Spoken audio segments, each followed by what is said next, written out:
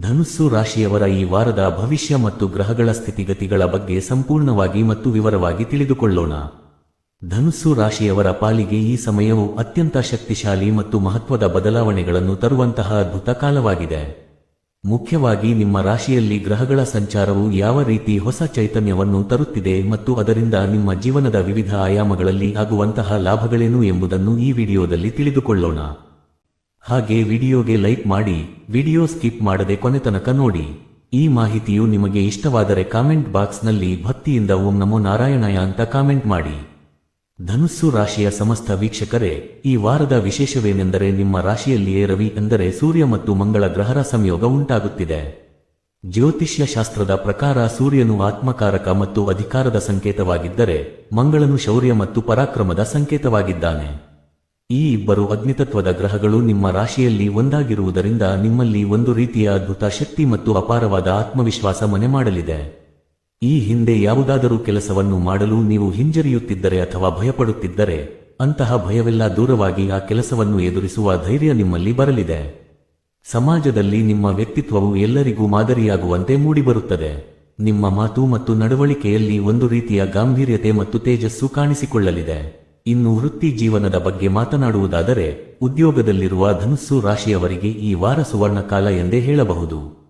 ರವಿ ಮತ್ತು ಮಂಗಳನ ಪ್ರಭಾವದಿಂದಾಗಿ ನಿಮ್ಮ ಕೆಲಸದ ಸ್ಥಳದಲ್ಲಿ ನಿಮಗೆ ವಿಶೇಷವಾದ ಸನ್ಮಾನ ಅಥವಾ ಉನ್ನತ ಸ್ಥಾನಮಾನಗಳು ಸಿಗುವ ಯೋಗವಿದೆ. ನಿಮ್ಮ ಕಠಿಣ ಪರಿಶ್ರಮವನ್ನು ಮೇಲಾಧಿಕಾರಿಗಳು ಗುರುತಿಸುತ್ತಾರೆ. ಬಹಳ ದಿನಗಳಿಂದ ಪದೋನ್ನತಿಗಾಗಿ ಅಂದರೆ ಪ್ರಮೋಷನ್ಗಾಗಿ ಕಾಯುತ್ತಿದ್ದವರಿಗೆ ಸಿಹಿ ಸುದ್ದಿ ಸಿಗುವ ಸಾಧ್ಯತೆ ದಟ್ಟವಾಗಿದೆ. ಇನ್ನು ಯಾರೆಲ್ಲ ವಿದೇಶಕ್ಕೆ ಹೋಗುವ ಹಂಬಲ ಹೊಂದಿದ್ದೀರೋ ಅಂತಹವರಿಗೆ ದಾರಿ ಈಗ ಸುಗಮವಾಗಲಿದೆ. ವೀಸಾ ಸಂಬಂಧಿತ ಸಮಸ್ಯೆಗಳು ಇದ್ದರೆ ಅವು ನಿವಾರಣೆಯಾಗಿ ವಿದೇಶ ಪ್ರಯಾಣದ ಕನಸು ನನಸಾಗುವ ಕಾಲ ಹತ್ತಿರ ಬಂದಿದೆ. ಸ್ವಂತ ಉದ್ಯೋಗ ಮಾಡುವವರಿಗೆ ಹೊಸ ಗ್ರಾಹಕರು ಸಿಗಲಿದ್ದಾರೆ ಮತ್ತು ಮಾರುಕಟ್ಟೆಯಲ್ಲಿ ನಿಮ್ಮ ಹೆಸರಿಗೆ ಹೆಚ್ಚಿನ ಗೌರವ ಸಿಗಲಿದೆ. ಆಸ್ತಿ ವಿಚಾರಕ್ಕೆ ಬಂದರೆ, ಈ ವಾರ ಧನುಸ್ಸು ರಾಶಿಯವರಿಗೆ ಪಿತ್ರಾರ್ಜಿತ ಆಸ್ತಿಯ ವಿಷಯದಲ್ಲಿ ದೊಡ್ಡ ಮಟ್ಟದ ಲಾಭವಾಗುವ ಸೂಚನೆಗಳಿವೆ. ಕುಟುಂಬದ ಹಿರಿಯರಿಂದ ಬರಬೇಕಾದ ಆಸ್ತಿ ಅಥವಾ ಹಣಕಾಸಿನ ನೆರವು ಯಾವುದೇ ಅಡೆತಡೆಗಳಿಲ್ಲದೆ ನಿಮ್ಮ ಕೈ ಸೇರಲಿದೆ. ಆಸ್ತಿಗೆ ಸಂಬಂಧಿಸಿದಂತೆ ಯಾವುದಾದರೂ ಹಳೆಯ ಕೋರ್ಟ್ ಕಚೇರಿ ಅಥವಾ ಕಾನೂನು ಸಮಸ್ಯೆಗಳಿದ್ದರೆ, ಅವುಗಳಲ್ಲಿ ಈ ವಾರ ನಿಮಗೆ ಪೂರಕವಾದ ನಿರ್ಧಾರಗಳು ಬರಬಹುದು. ಜಮೀನು ಅಥವಾ ನಿವೇಶನವನ್ನು ಮಾರಾಟ ಮಾಡುವ ಆಲೋಚನೆ ಇದ್ದರೆ, ನಿರೀಕ್ಷಿತ ಬೆಲೆ ಸಿಗುವ ಸಾಧ್ಯತೆ ಹೆಚ್ಚಾಗಿದೆ. ಮನೆಯ ನವೀಕರಣಕ್ಕಾಗಿ ಹಣ ಹೂಡಿಕೆ ಮಾಡಲು ಕೂಡ ಇದು ಸೂಕ್ತವಾದ ಸಮಯವಾಗಿದೆ. ವಿದ್ಯಾರ್ಥಿಗಳ ವಿಚಾರದಲ್ಲಿ ಈ ವಾರ ಅತ್ಯಂತ ಪ್ರಶಸ್ತವಾಗಿದೆ. ವಿಶೇಷವಾಗಿ ಕ್ರೀಡೆ ಮತ್ತು ಸಾಂಸ್ಕೃತಿಕ ಚಟುವಟಿಕೆಗಳಲ್ಲಿ ತೊಡಗಿಸಿಕೊಂಡಿರುವ ಧನುಸ್ಸು ರಾಶಿಯ ವಿದ್ಯಾರ್ಥಿಗಳು ಈ ವಾರ ಅಭೂತಪೂರ್ವ ಯಶಸ್ಸನ್ನು ಸಾಧಿಸುವಿರಿ. ನಿಮ್ಮ ಪ್ರತಿಭೆಗೆ ತಕ್ಕ ವೇದಿಕೆ ಸಿಗಲಿದೆ ಮತ್ತು ಬಹುಮಾನಗಳು ನಿಮ್ಮನ್ನು ಹುಡುಕಿಕೊಂಡು ಬರಲಿವೆ. ಸ್ಪರ್ಧಾತ್ಮಕ ಪರೀಕ್ಷೆಗಳಿಗೆ ಸಿದ್ಧತೆ ನಡೆಸುತ್ತಿರುವ ವಿದ್ಯಾರ್ಥಿಗಳಲ್ಲಿ ಏಕಾಗ್ರತೆ ಹೆಚ್ಚಾಗಲಿದೆ. ಸೂರ್ಯನ ಅನುಗ್ರಹದಿಂದಾಗಿ ನಿಮ್ಮ ಬುದ್ಧಿಶಕ್ತಿ ಚುರುಕಾಗಲಿದ್ದು, ಕಷ್ಟದ ವಿಷಯಗಳನ್ನು ಕೂಡ ಸುಲಭವಾಗಿ ಅರ್ಥಮಾಡಿಕೊಳ್ಳುವ ಸಾಮರ್ಥ್ಯ ನಿಮ್ಮದಾಗಲಿದೆ. ಕಲಾ ಕ್ಷೇತ್ರದಲ್ಲಿ ಇರುವವರಿಗೆ ಹೊಸ ಅವಕಾಶಗಳು ಮತ್ತು ಮನ್ನಣೆ ಸಿಗಲಿದೆ. ಆರೋಗ್ಯದ ದೃಷ್ಟಿಯಿಂದ ನೋಡುವುದಾದರೆ, ಈ ವಾರ ನಿಮ್ಮ ಆರೋಗ್ಯದ ಸ್ಥಿತಿಯು ಬಹಳ ಉತ್ತಮವಾಗಿರುತ್ತದೆ. ಹಳೆಯ ಕಾಯಿಲೆಗಳಿಂದ ಬಳಲುತ್ತಿದ್ದವರಿಗೆ ಈ ವಾರ ಹೆಚ್ಚಿನ ಸುಧಾರಣೆ ಕಂಡುಬರಲಿದೆ. ರವಿ ಮತ್ತು ಮಂಗಳನ ಸಂಯೋಜನೆಯು ನಿಮ್ಮಲ್ಲಿ ರೋಗನಿರೋಧಕ ಶಕ್ತಿಯನ್ನು ಹೆಚ್ಚಿಸುತ್ತದೆ. ಆದರೂ ಸಹ ಅಗ್ನಿತತ್ವದ ಗ್ರಹಗಳು ರಾಶಿಯಲ್ಲಿ ಇರುವುದರಿಂದ ದೇಹದಲ್ಲಿ ಉಷ್ಣದ ಪ್ರಮಾಣ ಸ್ವಲ್ಪ ಹೆಚ್ಚಾಗಬಹುದು. ಹಾಗಾಗಿ ಹೆಚ್ಚಿನ ಪ್ರಮಾಣದಲ್ಲಿ ನೀರನ್ನು ಕುಡಿಯುವುದು ಮತ್ತು ತಾಜಾ ಹಣ್ಣುಗಳನ್ನು ಸೇವಿಸುವುದು ಒಳ್ಳೆಯದು.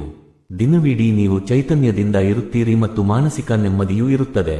ವ್ಯಾಯಾಮ ಮತ್ತು ಯೋಗಾಭ್ಯಾಸದಲ್ಲಿ ಆಸಕ್ತಿ ಹೆಚ್ಚಾಗಲಿದೆ. ಇದು ನಿಮ್ಮ ದೈಹಿಕ ಫಿಟ್ನೆಸ್ ಅನ್ನು ಕಾಪಾಡಿಕೊಳ್ಳಲು ಸಹಾಯ ಮಾಡುತ್ತದೆ.